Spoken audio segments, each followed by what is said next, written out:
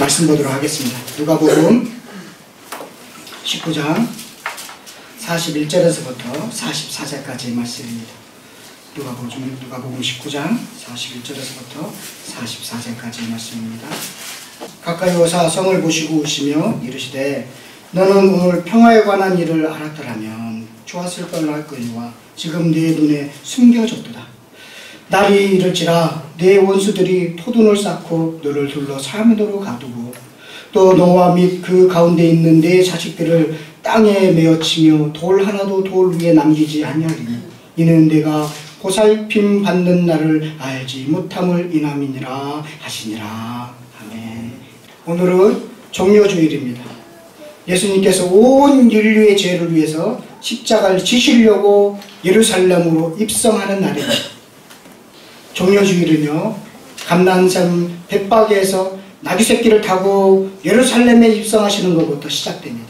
그때 많은 무리들은요, 겉옷을 길에 펴면서 준비한 종로나무 가지를 흔들면서 평화를 외치고 있습니다. 호산나 하면서 외치고 있습니다. 그런데 여러분, 성경을 좀 보면 이 종려주일을 맞는 모습이 뭔가 어색하고 어울리지 않는 것처럼 보입니다. 개성장군들은요, 흰말을 타고 입성합니다. 그런데 지금 개성장군과 어울리지 않는 나귀새끼를 타시는 예수님, 호산나 환호성을 지르는 백성들과 막 퀴집을 잡으려고 하는 바리새인들, 웅장하고 화려한 예루살렘 성전과 어쩌면 초라해 보이는 성전 대신 예수님, 사람들은 왁자지껄 기대감에 휩싸여 있지만 그것을 보고 울고 계시는 예수님.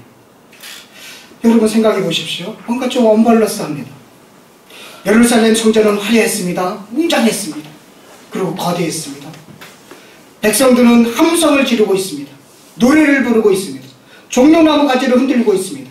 그런데 순환을 준비하시는 예수님과는 참 거리가 먼 그런 환경입니다. 2000년 전 종려주의를 맞는 이스라엘 백성과 예수님처럼 마치 춘사물과 마치 고난주간은 어울리지 않는 것처럼 보입니다. 사람들은 꽃피고 날씨가 좋다면서 산으로 놀러 갑니다. 등산객들이 많아졌습니다.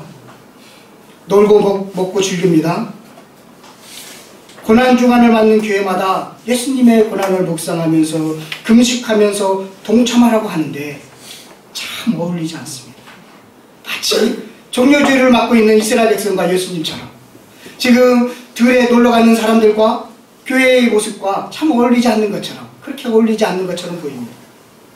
또 이 종려주일의 상황은요, 요즘 성도들과 닮아 보입니다.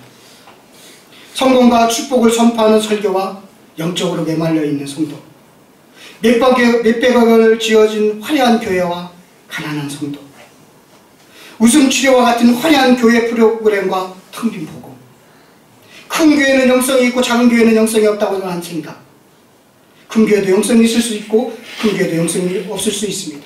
작은 교회도 영성이 있을 수 있고 없을 수 있는 것입니다. 사람들은 별로 변하지 않는 것 같습니다. 2000년 전 종려주의를 맞는 이스라엘 백성과 오늘날 성도들도 참 닮아 있습니다. 2000년 전의 바리새인들과 요즘 종교 지도자들도 닮아 있습니다. 2000년 전에 예수님은 여전히 그 자리에서 울고 계시지만 화려함과 성공에 독시된 제자들은 예수님을 이용해서 성공을 꿈꾸듯이 지금 목사들도 성공을 꿈꾸고 있습니다. 요즘 사람들은 울음이라는 이런 부정적인 단어를 싫어합니다. 즐거워야 합니다. 재밌어야 합니다. 그래서 성도 즐깁니다. 그래서 성 대접을 받습니다. 이 나라의 미래인 청소년들은요, 친구들의 불행을 보면서 웃는 사회가 되어버렸습니다. 성도들도 고난을 싫어합니다. 십자가, 고난, 눈물과 같은 설교를 여러분 언제 들어보셨습니까? 아마도요, 가장 인기 없는 설교자라면 눈물의 선지자인 예레미야가 아닐까 생각을 합니다. 인기 없기는 예수님도 마찬가지입니다. 성경을 보면 예수님이 웃었다는 단어를 찾아보기 어렵습니다. 늘 고생하고 힘든 공생애를 보냈습니다. 남자는 태어나서 3번 운다고 하는데 예수님도 3번이나 우셨습니다. 예루살렘 멸망을 앞두고 눈물을 흘리신 예수님, 죽은 나사로의 무덤 앞에서 오신 예수님, 또 밤새 겟세마네 동산에서 기도하시면서 오셨던 그 예수님, 예수님은 그렇게 3번 오셨습니다. 예수님은 어떤 눈물을 흘리셨을까요? 여러분, 눈물에도 3 종류가 있습니다. 자신이 잘못해서 인한 후회의 눈물, 통한의 눈물이 있습니다. 또 남다른 노력을 해서 성취한 감동의 눈물도 있습니다. 또 깨닫지 못하고 보지 못하는 이들을 위한 사랑과 긍휼의 눈물이 있는데, 예수님의 눈물은 다가올 멸망을 모르는 예루살렘을 보시면서 오신 긍휼의 눈물입니다. 오늘 그 예수님의 긍휼의 눈물의 의미를 통해서 우리도 어떤 눈물을 흘려야 하는지를 생각하고 일주일 고난주간을 의미 있게 어떻게 보내야 될 것인가를 결단하는 시간 되기를 간절히 축원드리겠습니다. 첫 번째, 구원이 주는 평화를 모르는 사람들을 향한 긍휼의 눈물입니다. 예수님께서는 예루살렘 가까이 오셔서 성을 보시며 오셨습니다. 이 눈물은요, 진정한 평화와 깊은 관계를 맺고 있습니다. 그리고 진정한 평화는 하나님과 관계가 회복될 때 가능합니다. 부모와 자식이 싸우면 평화가 깨집니다. 자식이 집에 나가면 평화가 없어집니다. 그래서 예수님은 처음부터 하나님과 사람들 사이에서 이 깨진 관계를 회복시키기 위해서 이 땅에 오셨고, 하나님과 화해를 통해서 이 성취되는 참된 평화, 관계 회복의 메시지를 선포하셨습니다. 화해의 사건을 선포하신 것입니다. 이것이 예수님이 처음부터 주장했던 메시지이고 뜻이었습니다. 하지만 백성들이 요구한 평화는 달랐습니다. 로마로부터의 해방으로 주어진 평화였습니다. 혁명을 통한 성취된 평화였습니다. 힘과 권력에 이루어진 평화를 기대했습니다. 그래서 예수님이 인간적인 힘으로 나라를 세울 메시아라고 예수님을 그렇게 봤습니다. 그렇게 만들고 싶었습니다. 그것이 그들이 생각한 평화였습니다. 그들은 죽은 자를 살리고 물고기 2마리와 보리떡 5개에 5,000명을 먹이고 소경을 눈을 뜨게 하고 병자의 과부의 친구가 되신 그 예수님이 이스라엘 백성이 되면 평화가 올 것이라고 생각했습니다. 이런 외형적인 문제, 구조적인 문제, 경제적인 문제, 정치적인 문제가 해결되면 평화가 올 것이라고 생각했습니다. 여러분, 대한민국을 보십시오. 60년, 70년, 80년대에 고생을 해서 경제성장을 이뤘습니다. 잘 살게 되면 평화가 올 것이라고 생각했습니다. 그래서 겉은 멀쩡해졌습니다. 공직자, 기업, 가정을 보면요, 겉은 멀쩡합니다. 그런데 속을 보면 평화가 없습니다. 가정마다 평화가 깨졌습니다. 마치 예루살렘 성전은 외형적으로 그럴듯한데 그 속에는 평화가 깨진 것처럼 지금 우리도 그렇게 평화가 깨져버렸습니다. 평화를 모릅니다. 이런 백성들을 보시면서 예수님은 42절에 야, 너도 오늘 평화에 관한 일을 알았으면 좋을 뻔하였거니와 라고 말씀하고 있는 것입니다. 너도 평화라는 것이 무엇인지를 모르고 힘과 정복과 권력으로 주어지는 알고 있구나, 그렇게 하신 것입니다. 사람들은요, 평화가 예수님을 믿음으로써 주어진다는 사실을 알고 있을까요? 성도들도 구원의 기쁨으로 참 평화를 누리고 있을까요? 여러분의 눈물은 구원을 모르는 백성들을 향한 흘리시는 것이어야 됩니다. 예수님의 눈물은 구원을 모르는 백성들을 향해서 흘리시는 것입니다. 죄로부터 구원을 모르는 백성들을 향해서 흘리시는 긍휼의 눈물이었습니다. 죄를 용서받지 못하는 백성들을 향한 눈물이었고, 욕심과 외형의 눈이 가린 자들에 대한 그런 눈물이었던 것입니다. 영원한 삶에 기대하지 않고 현재만 보는 그런 사람들에 대한 안타까운 눈물이죠. 성도 여러분, 죄의 문제가 해결되지 않는 한 참 평화는 없습니다. 아무리 평화를 노래한다고 해도 인간 스스로 평화를 얻을 수 없습니다. 단지 인간의 범죄만 있을 뿐입니다. 전쟁만 있을 뿐입니다. 인간의 역사를 살펴보면 스스로 평화를 얻고자 했으나 아직 전쟁밖에 없었던 역사임을 우리는 쉽게 알 수 있습니다. 새로운 나라를 만들겠다고 하여 나를 따르라, 나라를 뒤집고, 그래서 새로운 영웅이 등장합니다. 그런데 곧 따르는 것은 죽음과 암투와 난무하는 것을 보게 됩니다. 우리나라의 역사, 일본의 역사, 중국의 역사, 세계의 역사를 보십시오. 그렇게 진행되어 왔습니다. 진정한 평화는 예수님을 믿음으로 성취되는 구원입니다. 참된 평화는 소유가 아니라 존재의 변화입니다. 죽은 영혼이 살아있는 영혼이 되는 존재의 변화입니다. 참된 평화의 왕이신 예수님 앞에 무릎을 꿇을 때 우리는 예수님이 원하시는 평화를 얻을 수 있습니다. 비로소 이 평화를 이 세상에 접할 수 있는 것입니다. 그런데 실상은 그렇지 않습니다. 착하게 바르게 살면 되지 않은가? 요즘 신도 그렇게 좋아하지 않나? 모든 종교가 그렇게 주장하고 있습니다. 죄를 덜 짓고 득도하고 범인에서 성인이 되고 도를 닦고 깨달으면 된다고 합니다. 열심히 살아가는 사람들, 법이 없어도 살아가는 사람들, 성자처럼 살아가는 사람들을 이렇게 말합니다. 너는 신이야. 너는 신이 될 수 있어. 이것이 구원이야 라고 말하고 있습니다. 삶의 모습이 구원을 결정하지 않습니다. 자기 개발이 구원의 길이 아닙니다. 윤리와 도덕, 행위로 구원받는 것이 아닙니다. 다른 사람과 나를 비교해 볼 때 내가 좀 나아 보일 수 있습니다. 그러나 하나님이 볼 때는요, 비교 자체도 무의미한 것입니다.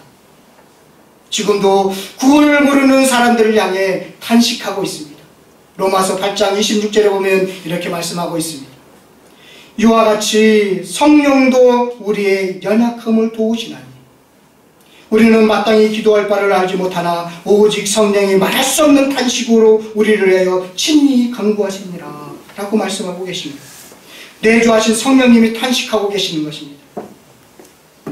구원받지 못한 자들을 향한, 진정한 평화를 모르는 사람들을 향한, 겉은 멀쩡한데 속이 썩은, 속은 깨져버린 성도들을 향해 탄식하고 있는 것입니다. 지금도 42절처럼 너도 오늘 평화에 관한 일을 알았더라면 좋을 뻔하였거니와 지금 내 눈에 숨겨졌도다 라고 하시면서 눈물을 흘리시고 있는 것입니다. 이것이 예수님의 흘린 첫 번째 눈물이었습니다. 그럼 두 번째 눈물은 심판을 모르고 살아가는 사람들을 향한 눈물입니다. 죽은 후에 있을 심판을 모르는 사람들을 향한 눈물입니다. 사람들은 죽은 후에 있을 심판을 알아보려고 하지 않습니다. 게다가요, 요즘 불교, 힌두교, 그리고 포스트 모더니즘 사회에 살면서 심판이 아닌 윤회의 사상을 믿으려고 하는 그런 종교의 영향으로 애써 심판을 외면하도록 하고 있습니다. 그런데요, 오늘 본문 누가복음 43절, 19장 43절, 44절을 보면 분명히 심판이 있다는 사실을 알게 됩니다. 제가 43절을 읽을 테니까 여러분들은 44절을 읽으시기를 바라겠습니다. 날이 이를지라 내 원수들이 토돈을 쌓고 너를 둘러서 사면으로 가두고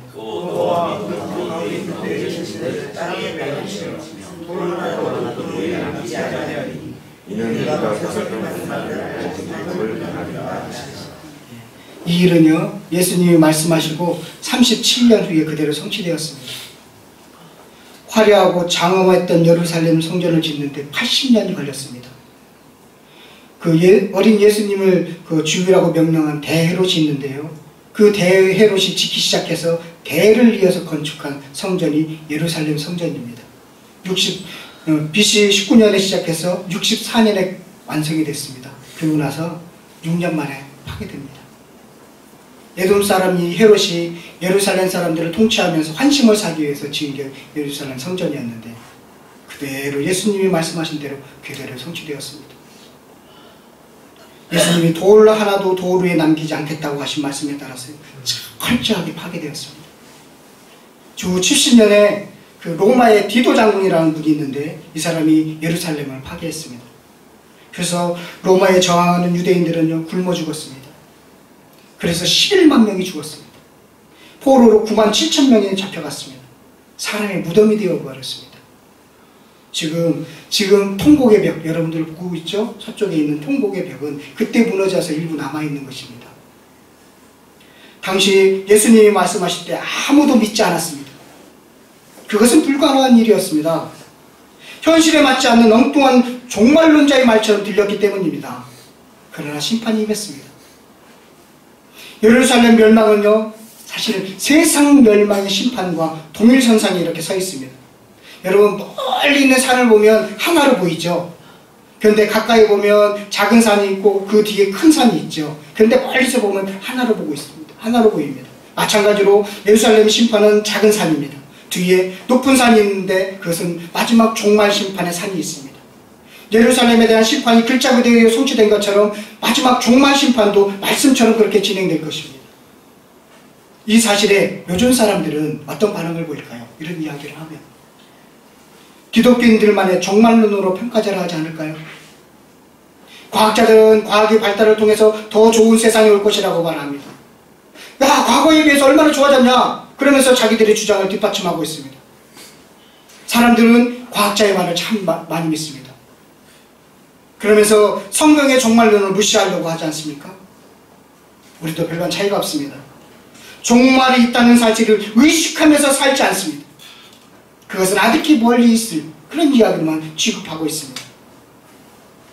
예수님의 말씀을 듣고 있는 이스라엘 백성이나 지금 말씀을 듣고 있는 성도들이나 비슷하다는 것입니다.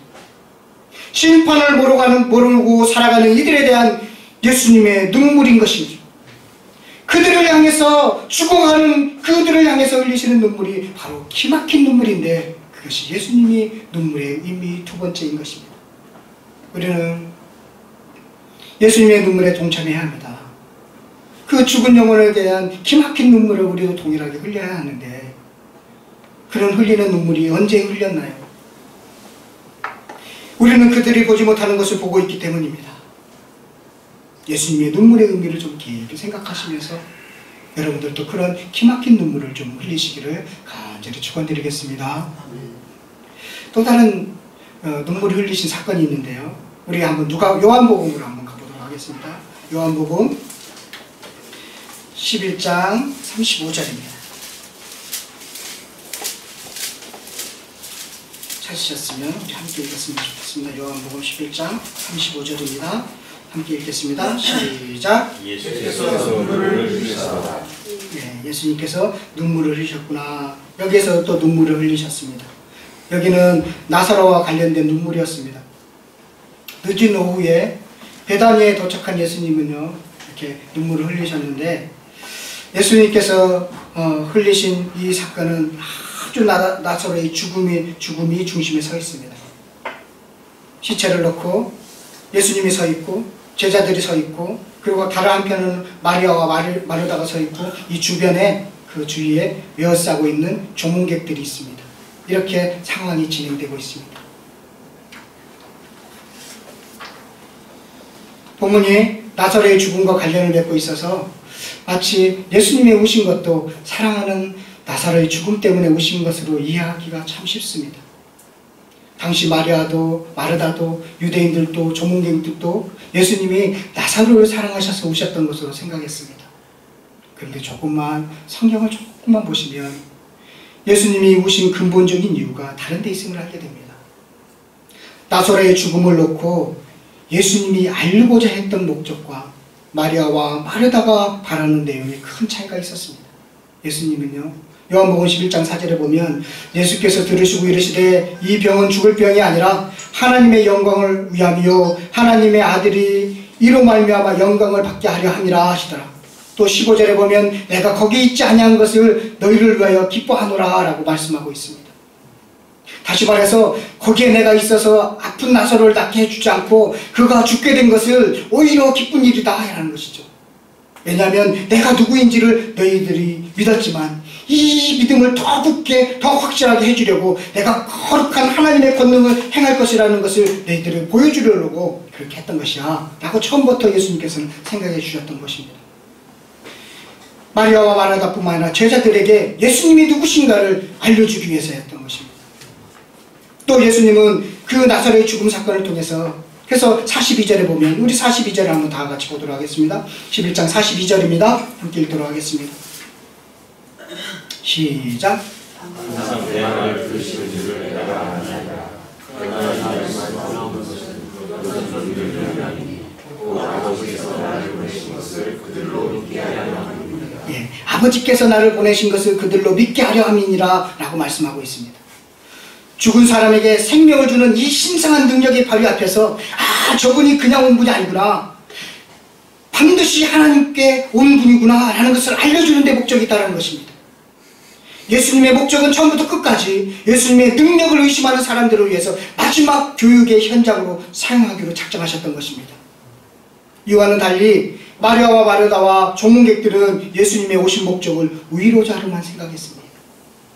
마치 우리가 개인적으로 위로받기 위해서 예수님을 만나는 것처럼 마르다와 마리아는 예수님을 위로자로만 생각했던 것입니다. 그래서 이것을 알 수 있는 것은 마르다가 21절에 여기 있었더라면, 또 32절에도 마리아가 여기 계셨더라면 하고 아쉬움에서 잘 표현하고 있는 것입니다. 즉 예수님이 여기 계셨더라면 죽기 전에 살릴 수 있었을 텐데 이제는 살릴 수 없게 되었다는 것입니다. 지금 못하신다는 의미입니다. 죽은 나사로를 살릴 수 없다고 고백하고 있습니다. 그들은 자신의 문화와 가치관으로 예수님의 능력을 의심하고 있는 것입니다. 예수님의 능력을 제안한 마리아와 마르다의 믿음의 태도에 대해서 예수님은 지금 눈물을 흘릴 수밖에 없었던 것입니다. 여러분, 예수님이 흘리신 눈물을 보고 이 조문객들이 어떻게 반응하는지 한번 보세요. 37절입니다. 우리 37절도 한번 더 보도록 하겠습니다. 11장 37절입니다. 함께 읽겠습니다. 시작.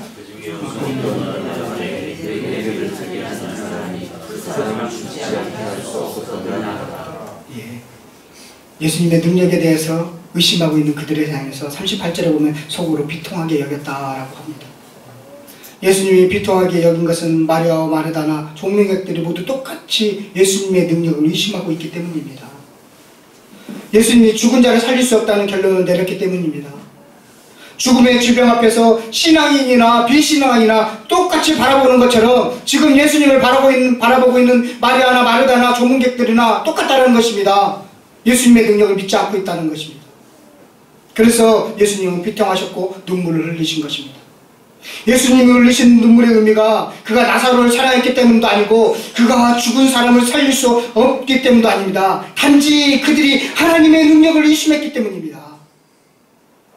예수님은 이것을 할 수 없다고 당정 지은 그들의 약한 믿음, 그것 때문에 예수님은 눈물을 흘리셨습니다.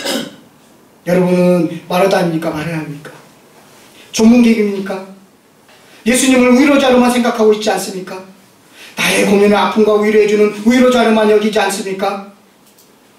교회들마다요, 위로자이신 예수님만 말씀하고 있는 경우가 많이 있습니다. 위로자인 것을 프로그램으로 만들어서 그렇게 위로하시는 예수님만 말씀하는 경우가 많이 있다는 것입니다. 위로 대신 위로자이신 예수님, 그것이 아닌데 말씀의 능력을 제한하고 있지 않기를 바랍니다. 신자는 말씀이 사실이라고 믿는 믿음의 사람들입니다. 그것에 의심하지 않는 사람이 되기를 바라겠습니다. 하나님의 성령의 감동으로 기록된 이 오류가 없는 성경 말씀을 그대로 믿는 저와 여러분들이 되시기를 바랍니다. 그래서 예수님의 능력을 제한하지 않기를 바라겠습니다. 똑같이 여러분들이 예수님의 능력을 제한한다면 지금도 동일하게 예수님 눈물을 흘릴 수밖에 없다는 것이죠. 그런 예수님의 능력을 제한하지 않는 저와 여러분들이 되시기를 간절히 축원드리겠습니다. 마지막으로 세 번째 예수님의 눈물은 겟세마네 동산에서 기도하시면서 흘리신 눈물입니다. 바울은요, 이 예수님이 겟세마네 동산에서 기도하신 모습을요, 히브리서 5장 7절에서 9절에서 이렇게 표현하고 있습니다. 우리 히브리서를 한번 더 가도록 하겠습니다. 히브리서 5장 7절에서부터 9절입니다. 제가 7절, 여러분들은 8절, 9절 읽도록 하겠습니다. 그는 육체에 계실 때 자기를 죽음에서 능히 구원하실 이에게 심한 통곡과 눈물로 간구와 소원을 올렸고 그의 경건하심으로 말미암아 들으심을 얻었느니라.